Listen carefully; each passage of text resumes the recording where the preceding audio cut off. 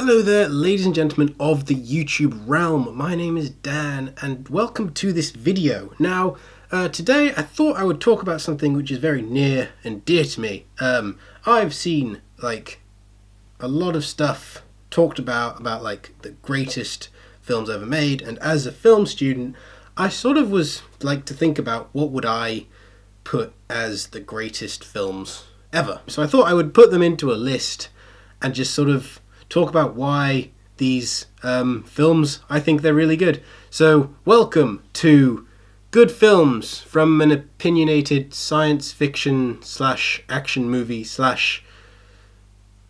horror movie nerd. Yeah. Nowadays, more families than ever before are saving their good times in movies. Dramatically. Watch. Right onto the take-up reel. These youngsters can enjoy their holiday in the big city in action and color. Automatic. So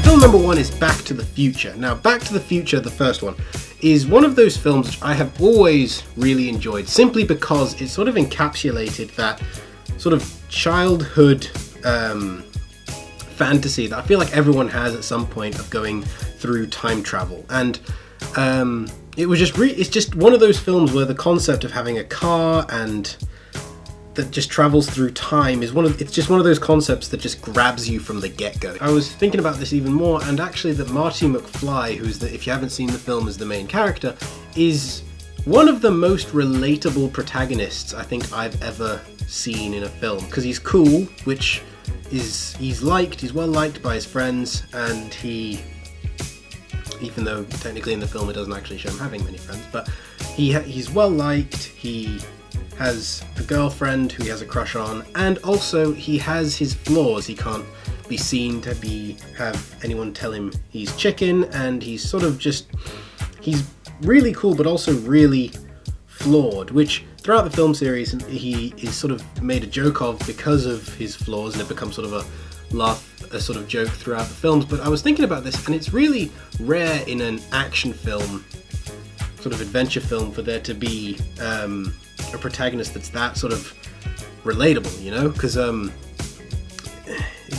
whenever you see a sort of action film star who's doing all that stuff, they try and make them relatable. They always try and make them, or in my opinion, they always try and make them really badass and tough, but sort of never hit the mark with them being relatable, which I personally think impacts the film more than the fact that it centers around a DeLorean car which travels in time, which is so freaking badass. The second film, which is sort of a film student-y arty film, because this list would not be complete if it didn't have a film student-y arty film, is A Cure for Wellness. Now, it didn't have that big of a run here in the UK. It came out in 2016, and it didn't have a massive run because it wasn't that highly publicized, but I did go and see it in the cinema, and it was I'm trying to think who it was. I think it was a Gore Verbinski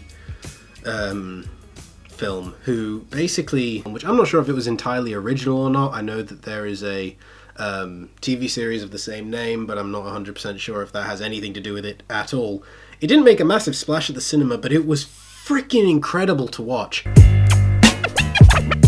There's this scene with it's so visually appealing that you sort of move through the fact that it's one of these sort of thriller horror films, and it's so messed up. If you're gonna watch this film, it's fucked up. I won't spoil the story, but it's really, really, really messed up, the storyline, but it's so visually appealing that you can move past it and just sort of appreciate the majesty of the visual styling that was chosen. But there's this one scene where the train is going through the mountains, and it's just beautiful. It just doesn't... I wanted to see the film based on that one scene alone. I told my friend, I was like, I'm going to go see that film, because as a film student and also just as a watcher, it's so rare to see films that have quite obviously had such a such thought for visual styling put into them that obviously, and it was just really pleasing to watch. Film number 3 is Transformers 3. Dark Side of the Moon. And why? I will give you 4 brilliant reasons. 3 brilliant reasons. 3 or 4. Massive robots, the moon, government conspiracies, epic film. Film number 4 is The Shining. Now, The Shining, I know it's sort of cliched to have a film student talking about The Shining and having it as this amazing film, but it is honestly brilliant, and I will tell you why. Apart from it being a Stanley Kubrick, in my opinion, masterpiece, the film is just dripping in atmosphere. And that's really quite rare in a lot of horror films nowadays. A lot of them just try and scare you with like jump scares and gore, but really the thing which for me I find scariest about horror films is the aspect of atmosphere, the fact that you can cut the air with a knife when you're watching something, because you get scared the most when you're waiting for something to happen. You feel off-put and you feel really weird and strange, rather than having necessarily the monsters. I mean, Jack Nicholson becomes the sort of monster that everyone is scared of, which is really interesting because he's also the protagonist, but the whole thing, and it's not so much scary because of the stuff that happens, it's scary because of the atmosphere that Kubrick has created inside the film, which personally I think is one of those techniques of horror which is really lost nowadays. And it's an old film, and I know it's not new and it's not really refreshing, but when I watched it I was like, yes, I really like this film because of the atmosphere, and that's horror for me, not just blood and gore and gut. The 5th film which I'm talking about today, which is The Infiltrator.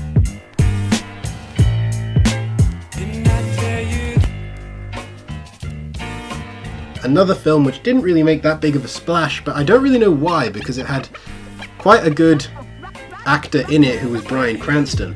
Now, Bryan Cranston in this one sort of plays the complete opposite of his character in Breaking Bad, if you know Breaking Bad, which is where he is basically an undercover investigator who goes into operations as an undercover agent to help with investigations on stuff like drug operations and that sort of thing. And in this one it was really interesting because he goes undercover into a drug cartel, and I think it was based on a true story, and it was shot to look like it was a 70s film in the respect that they had used some sort of effect on the footage that they had taken and made it really grainy as if it was from 70s cameras, and the way that it was stylized in that respect was really cool, as well as the fact that it had a really strong plot arc. The film wasn't funny, it made itself enjoyable even though it had really nasty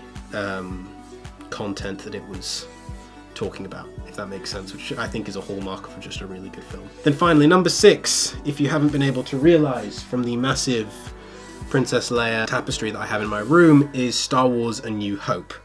While many consider Empire Strikes Back to be the best Star Wars film, in my opinion it's A New Hope simply because it broke the ice of the original trilogy. It broke the ice. It was the first one that I watched, and it has a lot of scenes in it which I personally consider to be a million miles of iconic, like I believe it's Twin Sunset is the technical name for the scene, where Luke goes up and watches the sun going down in the moisture farms on Tatooine. It's just, I cry every time I watch that scene because the music swells and it's big and it's just really cool, not cool, but it's just one of those shots where everything sort of clicks. When you're watching a film or you're making a film or you're filming something, there are certain scenes or certain times when everything just clicks to make a really good shot. And I found in A New Hope with the sun going down, and also the what was the other one, with the opening sequence of the ship flying over the camera, you sort of have the this feeling of, wow, this is something else. Everything clicked for a few shots, and it's really just, everything sort of just clicks together to make it one of those things which is really special to watch. And that's why personally I consider A New Hope to be the 6th on my list, and also my favourite film of all time. It's a bit of a short list, but those are the films that personally I think are just brilliant.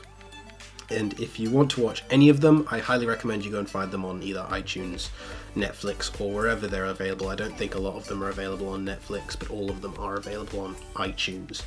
And I'll leave that up to you guys to go and find them if you would like to watch them.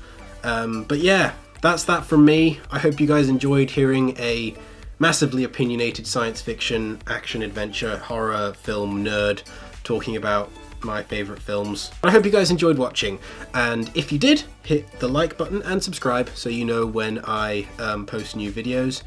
And my social media links are in the description below if you would like to follow me. YouTube has a new layout, which is pretty cool. I like it because it has a dark layout, and I really like the new dark layout. I think it looks really cool. But yeah, yeah, thank you very much for watching. I am Dan, and I'll see you guys in the next episode. Cheers.